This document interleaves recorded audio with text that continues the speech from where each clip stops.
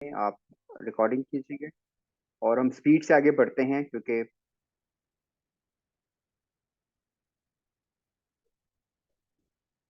मैं भी इस वक्त एक्चुअली आई थिंक अपने इन लॉज की तरफ हूँ मुल्तान में। तो वहीं से मैं क्लास पढ़ा रहा हूँ। तो बेगम नाराज हो रही थी कि आपने यहाँ पे आके क्लासेस क्यों रखी हैं। तो मैंने कहा कोई बात नहीं, क्योंकि हमारे पास टाइम कम है और एग्जाम नहीं पास नियर हैं, तो इस वजह से आप लोग भी जरूरी हैं। चलें जी। तो मुझे कल से मुझे फीवर भी हुआ हुआ है। तो चलें कोई बात नहीं। ये सारी चीजें तो जिंदगी का पार्ट है। मतलब ये है कि आज ये लेक्चर होना चाहिए और इसको हम इंशाल्लाह कवर करते हैं। तो हम बात कर रहे थे पाकिस्तान और अमेरिका के रिलेशंस के ऊपर। अभी हमने सिर्फ ओवरव्यू लिया है। ये बड़ा इंटरेस्टिंग सेक्शन है। इस पे जरा हम बात करेंगे पाकिस्तान और अमेरिका के ताल्लुकात की बुनियादें क्या हैं, नेचर क्या है। अच्छा, शॉर्ट टर्म और कंडीशनल है। पाकिस्तान और अमेरिका के ताल्लुकात की जो नौयत है वो ये है कि जिसमें दोनों ममालिक एक दूसरे को इस्तेमाल करते हैं अपने मकसद के लिए, अपने फायदे के लिए। और जब मकसद पूरा हो जाता है तो फिर दोनों बाय बाय करते हैं और फिर दोबारा से उनके दरमियान डिस्टेंस क्रिएट हो जाता है। दूसरा, पाकिस्तान और अमेरिका के ताल्लुकात की जो नौयत है वो नॉन इंस्टीट्यूशनलाइज है। ये एक बहुत वैलिड पॉइंट है, इसको समझिएगा।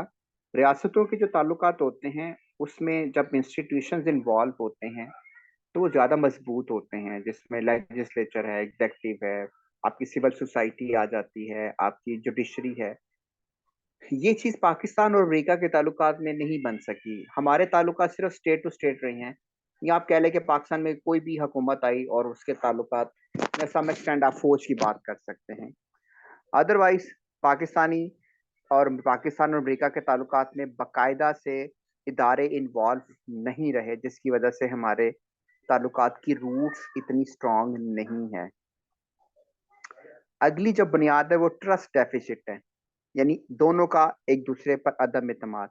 पाकिस्तान और अमेरिका हमेशा से एक दूसरे के लिए सस्पिशियस रहे हैं और हम दोनों एक दूसरे पर एतमाद नहीं करते हैं। और यही वजह है कि आपको पता है रिलेशंस की सबसे खूबसूरत बात क्या होती है, उसकी मजबूती की वजह क्या होती है।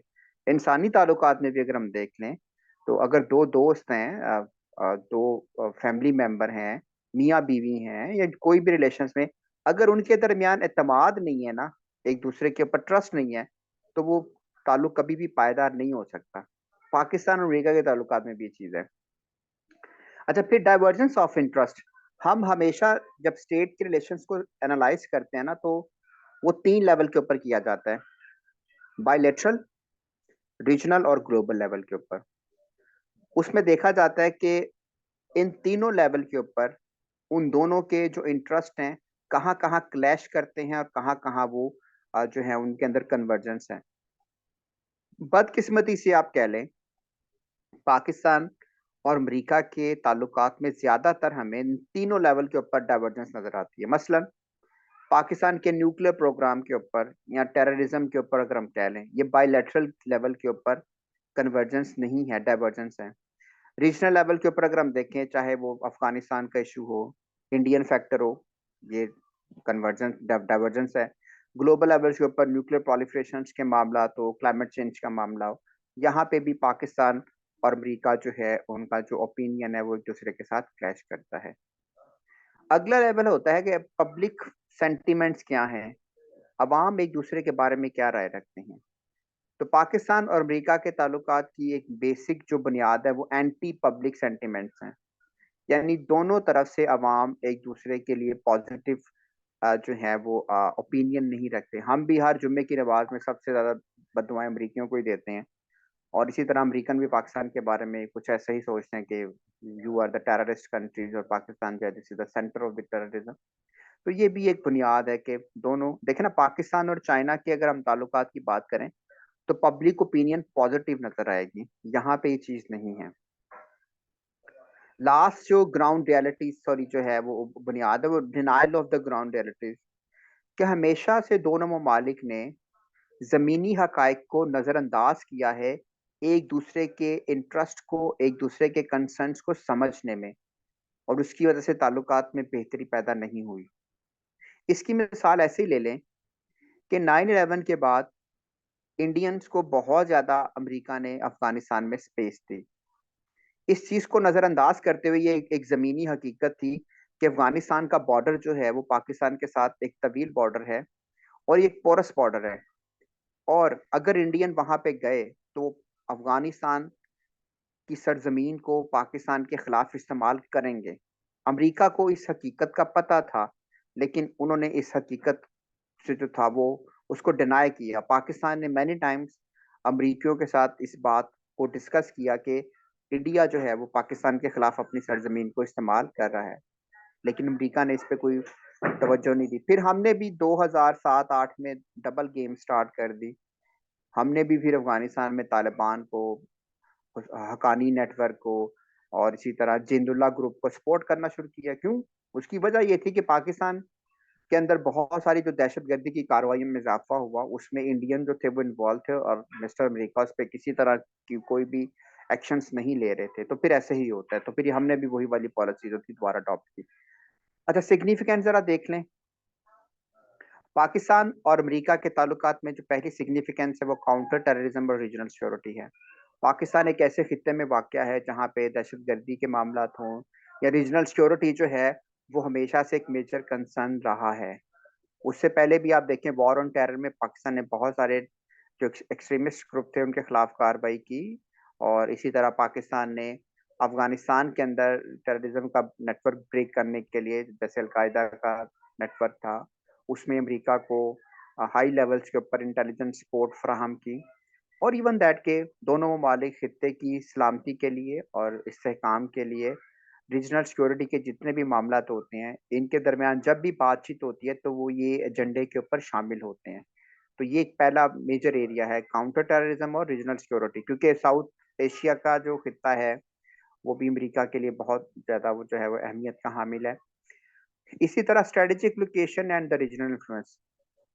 पाकिस्तान और अमेरिका के ताल्लुकात की दूसरी बुनियादी जो वजह अहमियत है वो पाकिस्तान की लोकेशन भी है। पाकिस्तान एक ऐसे रीजन के अंदर वाक़ है, एक ऐसी लोकेशन के ऊपर वाक़ है जहाँ पे बहुत सारे कंट्रीज उसके साथ अटैच है और उनके साथ अमेरिका के ताल्लुकात की नौयत भी डिफरेंट है।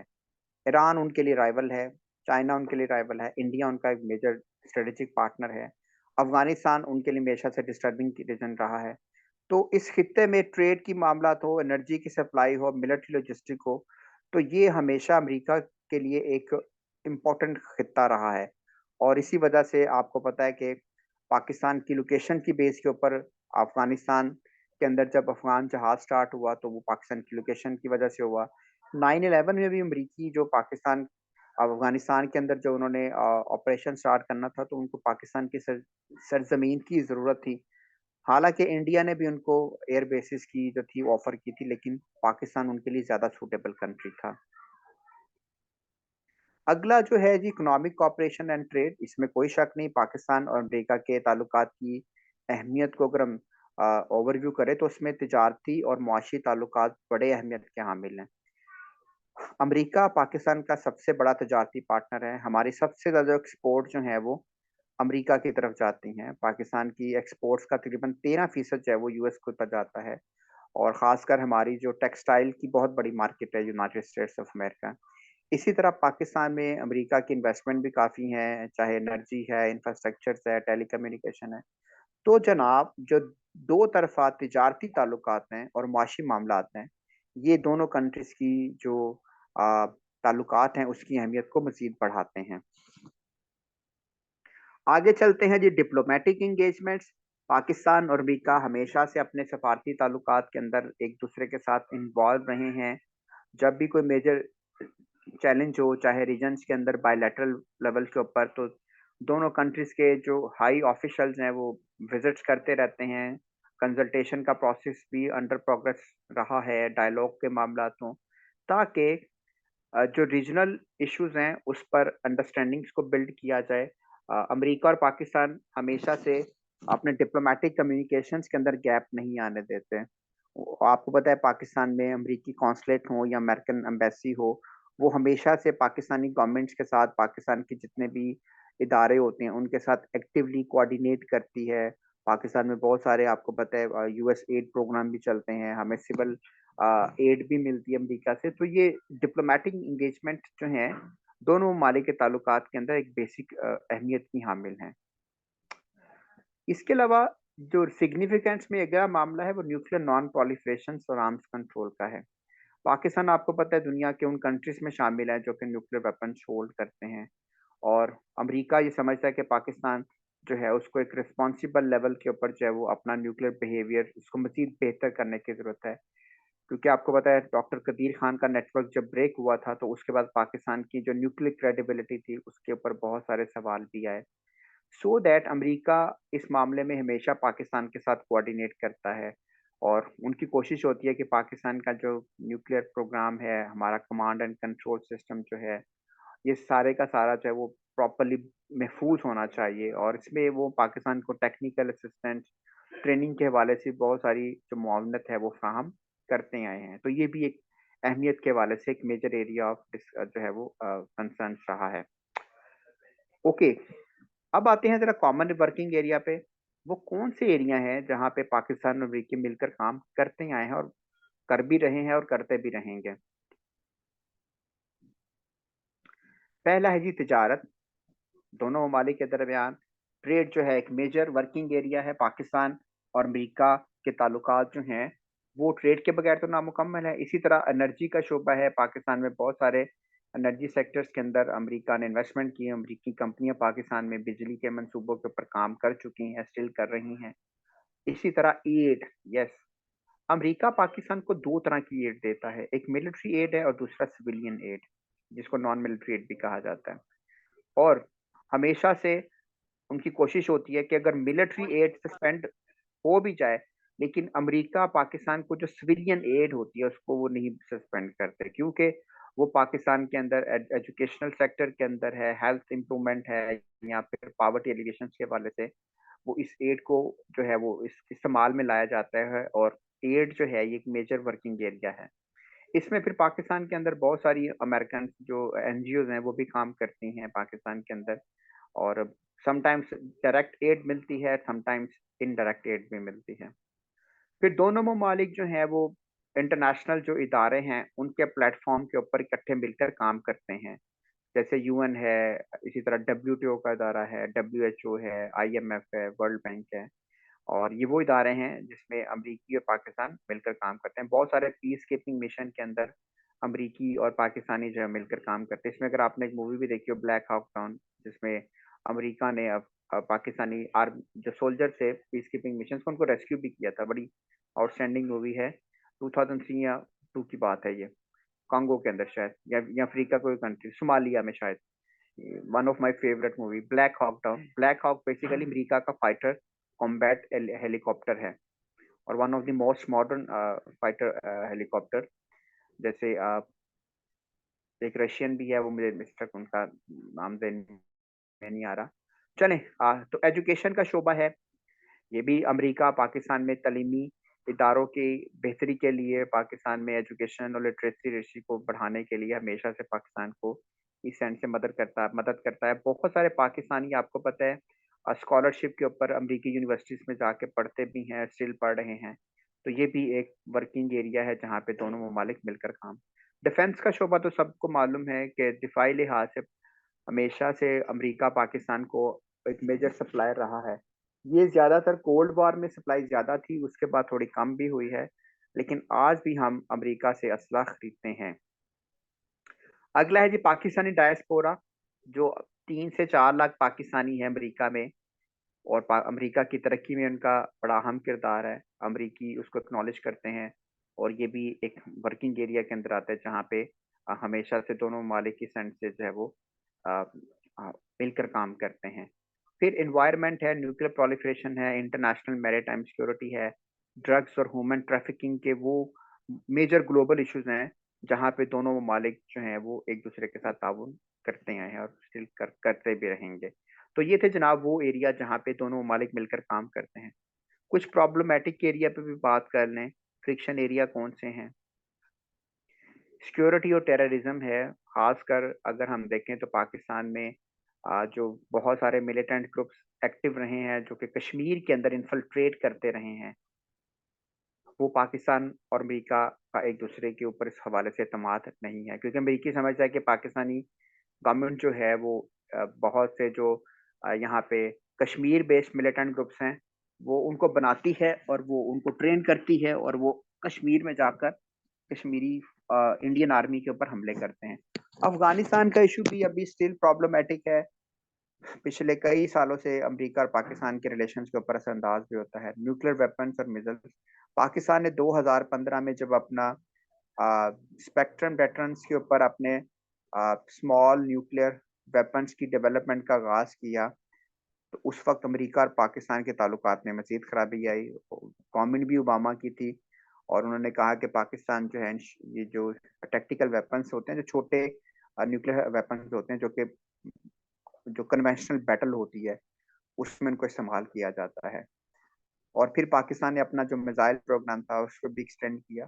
तो ये भी एक आप कह लें कि फ्रिक्शन एरिया है। इंडियन फैक्टर भी है जनाब।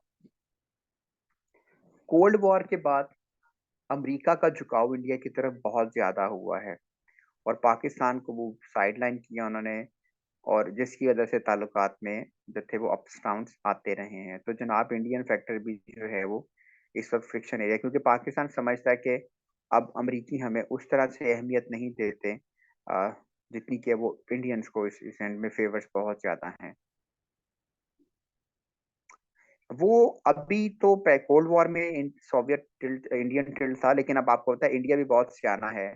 अब उसने वेस्ट के साथ अपने ताल्लुकात को ज्यादा बेहतर किया है, क्योंकि उस वक्त तो सोवियत यूनियन एक बड़ी पावर था, उसका ग्लोबल इन्फ्लुएंस भी था, लेकिन आफ्टर द डिसइंटीग्रेशन के बाद अगर हम देखें तो अब अमेरिका के इंडियंस के जो ताल्लुकात है वो वेस्टर्न वर्ल्ड के साथ ज्यादा स्ट्रॉन्ग है। उनकी जो मेजर मिलिट्री आर्म्स डील्स भी अब हो रही हैं वो फ्रांस हो गया, इसराइल हो गया और यूएस के साथ है।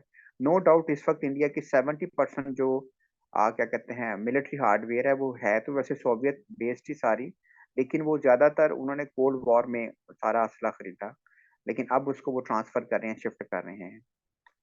अच्छा, पाकिस्तान में जो मजहबी इत्तेहाद पसंदी है, ये भी पाकिस्तान और अमेरिका के दरमियान एक फ्रिक्शन एरिया आता है।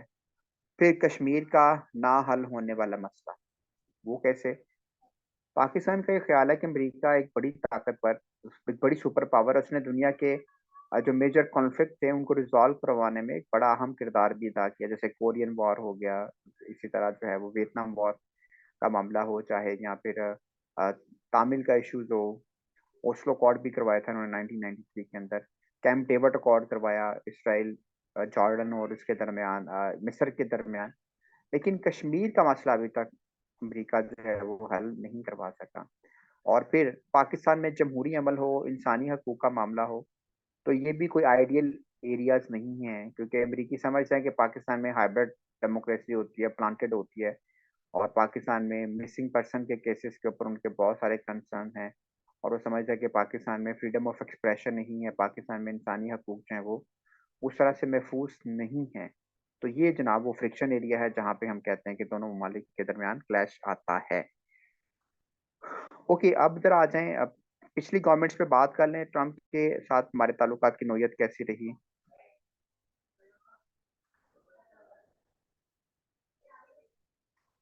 डोनाल्ड ट्रंप जो है वो अमेरिका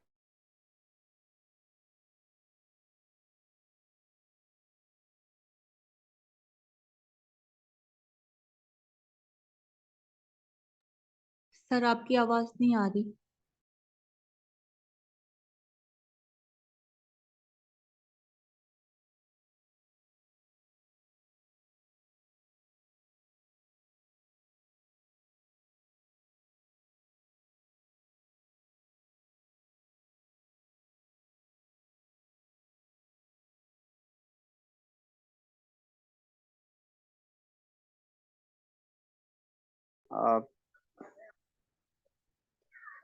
अतीका, आप इस वक्त होस्ट हैं, अगर आप सुन रही हैं तो काइंडली मुझे होस्ट बना दें। एक्चुअली यहाँ पे घर में तो ये प्रॉब्लम नहीं होता, अब ये मैं आउटसाइड द होम हूँ। सर आप कंटिन्यू करें, आपको होस्ट बना दिया। जी जी, शुक्रिया। अच्छा, हम बात कर रहे थे पाकिस्तान और यूएस के रिलेशंस के ऊपर, और हम बात कर रहे थे डोनाल्ड ट्रंप की फॉरेन पॉलिसी। याद रखें, जब भी हम किसी भी स्टेट रिलेशंस के ऊपर बात करते हैं तो उसमें लीडरशिप का फैक्टर बड़ा इंपॉर्टेंट होता है। लीडर हमेशा कंट्रीज की फॉरेन पॉलिसी के ऊपर असरअंदाज होते हैं। जैसे इस वक्त पाकिस्तान और अगर इंडिया के रिलेशंस की बात की जाए तो उसमें हमें मूडी फैक्टर भी डोमिनेंट नजर आता है। सो दैट स्क्रीन शो हो रही है। जी सर, शो हो रही है, कैरी ऑन प्लीज। चलें, तो हम ये बात कर रहे थे कि डोनाल्ड ट्रंप के दौर में पाकिस्तान के ऊपर उन्होंने उनके साथ पॉजिटिव चीजें भी रहीं और कुछ पेसिमिस्ट एरिया भी थे। मसलन उनका ये ख्याल था कि पाकिस्तान अफगानिस्तान में अमन कायम करने के लिए पाकिस्तान एक इंतहाई अहम मुल्क है, उसके बगैर हम ये प्रोसेस कंप्लीट नहीं कर सकते। इसके साथ उनका ये भी कहना था कि जो पाकिस्तान ने नेशनल एक्शन प्लान स्टार्ट किया था 2014 में, उसने रीजन्स के अंदर दहशतगर्दी को ख़त्म करने में अहम किरदार अदा किया। लेकिन साथ में डोनाल्ड ट्रंप ये भी कहते थे कि पाकिस्तान हक्कानी नेटवर्क बेसिकली अफगानिस्तान के अंदर एक ग्रुप है जो कि एंटी अमेरिकन था और स्टिल है। और हुसैन हक्कानी आपको पता है इस वक्त इस उनकी कैबिनेट का हिस्सा भी हैं तालिबान की। तो ट्रंप का ये कहना था कि आप उनको सपोर्ट करते हैं। और वो ये भी कह रहे थे कि पाकिस्तान में दहशतगर्दों की महफूज पनाहगाहें हैं और ये दहशतगर्द क्या करते हैं, अफगानिस्तान में अमेरिका और नेटो की फोर्सेस पर हमले करते हैं और दोबारा से पाकिस्तान में आकर ये हाइड आउट करते हैं और पाकिस्तानी जो फौज है वो उनको प्रोटेक्शन प्रोवाइड करती है। इसके साथ साथ उनका ये भी कंसर्न था कि पाकिस्तान जो है अमेरिका के लिए एक बहुत बड़ी कंज्यूमर मार्केट भी है और वो पाकिस्तान में अमरीकी जो बरामदात हैं उसमें इजाफा भी करना चाहते थे क्योंकि also he was also businessman. आपको पता है डोनाल्ड ट्रंप जो है वो अमेरिका के रियल स्टेट के आइकॉन भी समझे जाते हैं। इसी तरह उनका ये भी कहना था कि पाकिस्तान ने गुज़िश्ता चंद सालों से अपनी जो दिफ़ाई मुआहदे हैं, अपनी दिफ़ाई जो सरगर्मियाँ हैं, वो रशिया और चाइना की तरफ फ़ोकस की हैं और वो अमेरिका के ऊपर अब ज़्यादा इन्हिसार नहीं करते। लेटर ऑन उन्होंने कहा कि इस्लामाबाद या जीएचक्यू जो है, वो वॉरहेड्स के ऊपर, मिसाइल्स के ऊपर और इसी तरह टेक्निकल स्मॉल न्यूक्लियर वेपन्स की प्रोडक्शन के ऊपर ज़्यादा पैसा लगा रहे हैं, जो कि खित्ते के अंदर जो है वो सिक्योरिटी के मामला या ख़ासकर इंडिया के लिए प्रॉब्लम क्रिएट करेगा। तो ये जनाब हमारा डोनाल्ड ट्रंप का था। पाकिस्तान ने ट्रंप की पॉलिसी को कैसे रिस्पॉन्ड किया, इस पे भी ज़रा बात कर लें। पाकिस्तान ने कहा कि जनाब मिस्टर ट्रम्प जो हैं वो हमें कहते हैं जी डू मोर, लेकिन now we are ready for the no more. अब हम ज़्यादा उनके साथ ताउन नहीं कर सकते क्योंकि Pakistan already war on terror में बहुत नुकसान उठा चुका है और ये अमेरिका की जंग है जिसका खमियाजा जो है वो हम भुगत रहे हैं। और इसके साथ साथ वो ये भी कहते, पाकिस्तान का ये भी कंसर्न था कि हमें जो है वो एक तरफ अमेरिका हमें थ्रेट करता है और दूसरी तरफ जो हमने दहशतगर्दी की जंग में जितनी भी कुर्बानियाँ दी हैं, उसको वो नज़रअंदाज करते हैं। तो यही वजह है कि डोनाल्ड ट्रंप के साथ पहले 2 साल जो थे वो पाकिस्तान ने भी हमें उनको हमने इक्वली ही डील किया। फिर उनका ये भी ख़्याल था कि इंडियन सॉइल इंडिया जो है वो अफ़गान सॉइल को इस्तेमाल कर रहा है और जिसकी वजह से पाकिस्तान में दहशतगर्दी की कार्रवाइयों में इज़ाफ़ा हुआ है। पाकिस्तान के लिए जो सलामती के मामलात हैं वो ख़तरे से दो-चार हैं, तो लिहाज़ा इस पे आप कोई भी एक्शन नहीं ले रहे। तो पाकिस्तान ने वाशिंगटन को क्लियर कट मैसेज दिया कि जनाब अगर आप हमें मिलिट्री सप्लाई नहीं देते, तो हमारे पास अब दूसरी ऑप्शंस भी मौजूद हैं जिसमें रशिया और चाइना की ऑप्शंस का ज़िक्र किया गया है। फिर पाकिस्तान ने कहा कि ट्रंप की जो गवर्नमेंट है वो सी पैक के अगेंस्ट है और सी पैक पाकिस्तान की मुआशी खुशहाली के लिए एक मेगा प्रोजेक्ट है और अमेरिका की जो इसके अगेंस्ट जो अपोजिशन है वो समझ से बाहर है, तो लिहाजा अमेरिका हमारे लिए अनरिलायबल पार्टनर नहीं हो सकता। और फिर पाकिस्तान का ये भी ख्याल था कि डोनाल्ड ट्रंप की गवर्नमेंट जो है उन्होंने इंडिया पे किसी भी किस्म का दबाव नहीं डाला कि वो पाकिस्तान के साथ जो है वो मुज़ाकरात का आगाज़ करे और दोनों ममालिक जो हैं वो खित्ते में पायदार अमन के लिए जो है वो आगे बातचीत जो है वो करें। लेकिन पाकिस्तान का कंसर्न था कि यूएस जो है वो अब इंडिया को प्रेशराइज़ नहीं करता और जिसकी वज़ह से पूरा खित्ता जो है वो डिस्टेबलाइज़ है। उसके बाद जनाब आती है 2020 में अमेरिका में इलेक्शन हुए हैं। अमेरिका में आपको पता है नवंबर के महीने में इलेक्शन होते हैं और 4 साल के बाद अमेरिका में इलेक्शन होते हैं। अमेरिकी प्रेसिडेंट की जो टर्म होती है वो 4 इयर्स के लिए होती है और कोई भी शख्स अमेरिका में 2 से ज़्यादा मर्तबा सदर नहीं बन सकता under the 26th amendment that was done on 1951। और उससे पहले भी अमेरिका में जो सदर बनते आए हैं वो 2 से ज़्यादा मर्तबा उन्होंने ओहदा लिया भी नहीं है। ये नहीं होता कि वो लोग इक़्तिदार से चिपके रहें। सिर्फ एफडीआर हैं जो कि अमेरिका के 4 दफ़ा प्रेसिडेंट रहे हैं, Franklin D Roosevelt. George Washington ने तो फर्स्ट टर्म्स के बाद जो था वो कहा था कि अमेरिका में मुझसे कहीं ज़्यादा काबिल लोग हैं जो कि इस ओहदे के लिए जो है वो डिज़र्व करते हैं, तो उन्होंने दूसरी मुद्दत के लिए इलेक्शन ही नहीं लड़ा था। इससे अंदाज़ा होता है कि जो तरक्की याफ़्ता ममालिक हैं या जिन लोगों ने आज दुनिया पे रूल कर रहे हैं, तो उनके कुछ पॉलिटिकल प्रिंसिपल्स भी होते हैं और इक़्तिदार का मतलब वहाँ पे ये नहीं होता कि आपने पावर्स को अटेन करना है और उसको सस्टेन करना है। हाँ, ये ज़रूर होता है कि पावर अटेन करने का मतलब ये होता है कि आपने अपने मुल्क को सर्व करना है और जब तक आप समझते हैं कि आप सर्व कर रहे हैं, तो उस वक़्त तक आप सर्व करते हैं। उसके बाद आप दूसरों को मौका देते हैं। चलें आगे आते हैं जी। जो बाइडेन जो हैं अमेरिका के 46 प्रेसिडेंट हैं, अमेरिका के सबसे ओल्ड प्रेसिडेंट भी कहा जाता है जो कि 78 इयर्स में अमेरिका के प्रेसिडेंट बने। इससे पहले डोनाल्ड ट्रंप ने ये रिकॉर्ड तोड़ा था और इससे पहले वो अमेरिका के 2 दफ़ा वाइस प्रेसिडेंट भी रहे हैं। ओबामा की गवर्नमेंट में जो बाइडेन जो हैं वो 2 दफ़ा वाइस प्रेसिडेंट भी रहे हैं। तो पाकिस्तान के साथ उनकी वर्किंग रिलेशंस पहले से बेहतर रही है और one of the mature politicians in American politics 72 के अंदर उन्होंने अमेरिकी सेनेट को जॉइन किया और जो बाइडेन का जो पोर्टफोलियो बहुत स्ट्रांग है और उन्होंने बहुत सारी फॉरेन और डोमेस्टिक जो कमेटीज होती हैं कांग्रेस की, उसके अंदर उन्होंने बहुत काम किया है। तो पाकिस्तान का विजिट भी उन्होंने किया था 2010 में, जब पाकिस्तान ने उनको हिलाले पाकिस्तान का अवार्ड भी दिया था। लेकिन जब आप प्रेसिडेंट बनते हैं तो फिर सिचुएशन डिफरेंट हो जाती है। लेकिन जो जो बाइडेन को क्रेडिट जाता है वो है जी कैरी लूगर बिल। आपको पता है 2009 में अमेरिकी कांग्रेस ने एक बिल पास किया था जिसकी बुनियाद के ऊपर पाकिस्तान की जो एड थी उसको बहाल किया गया था और ये 2008 में पाकिस्तान की मिलिट्री एड को सस्पेंड कर दिया था ओबामा की गवर्नमेंट ने। लेकिन credit goes to the Joe Biden के जिन्होंने पाकिस्तान की इमदाद को दोबारा से बहाल करवाया था और उसके तहत 2009 से 2014 तक अमेरिका ने पाकिस्तान को 1.5 बिलियन डॉलर जो है वो हर साल दिए। लेकिन जब आप प्रेसिडेंट बनते हैं तो फिर आपको पता है मामला डिफरेंट होते हैं और आप आपके ऊपर प्रेशर भी डिफरेंट तरीके से होता है। तो इस वक्त जो बाइडेन की गवर्नमेंट है उसके पाकिस्तान के साथ जो इश्यूज चल रहे हैं वो अफगानिस्तान का इशू है। इसी तरह पाकिस्तान में इंसानी हकूक का मामला है क्योंकि डेमोक्रेट्स, मैंने आपको पहले ही बताया था, ये इंसानी हकूक को सपोर्ट करते हैं। ये जमहूरियत पसंद हैं और ये अथॉरिटेरियन गवर्नमेंट्स को या हाइब्रिड रिजीम्स को लाइक नहीं करते। पाकिस्तान में समझते हैं मीडिया फ्रीडम नहीं है। मिसिंग पर्सन का केस आपको पता है बड़ा एक्टिव है और टेररिज्म का मामला है, टेररिस्ट फंडिंग के मामलात हैं, मनी लॉन्ड्रिंग है और इसके अलावा पाकिस्तान के जो न्यूक्लियर वेपन्स हैं उसकी कमांड एंड कंट्रोल सिस्टम के ऊपर जो बाइडेन की गवर्नमेंट्स है उनकी सेफ्टी मेजर्स के ऊपर उनके बहुत सारे कंसर्न्स हैं।